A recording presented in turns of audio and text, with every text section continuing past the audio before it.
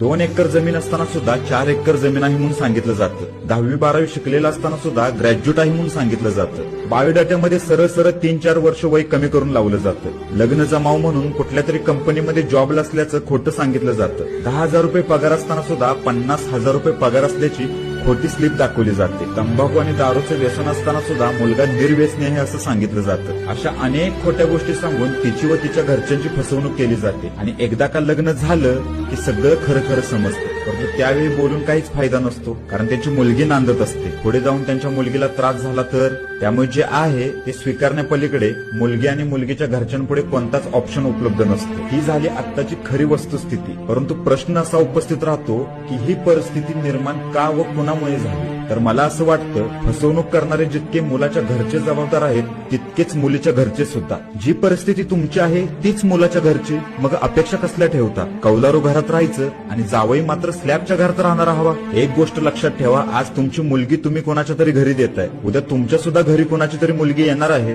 गेल्या वर्षभरामध्ये जितक्या आत्महत्या झाल्या आहेत त्यातील 54% मुलांनी आत्महत्या ह्या लग्न ठरत नाही म्हणून केल्या आहेत. यामध्ये कुणी आपला मुलगा गमावला आहे, तर कुणी आपला भाऊ, तर कुणी आपला मित्र. फक्त या लिस्टमध्ये आपल्या घरातील कोणी नसावं याची काळजी जर सर्वांनी घेतली तर भविष्यात तुम्हाला लग्न ठरत नाही म्हणून आत्महत्या केली असं एकही प्रकरण तुम्हाला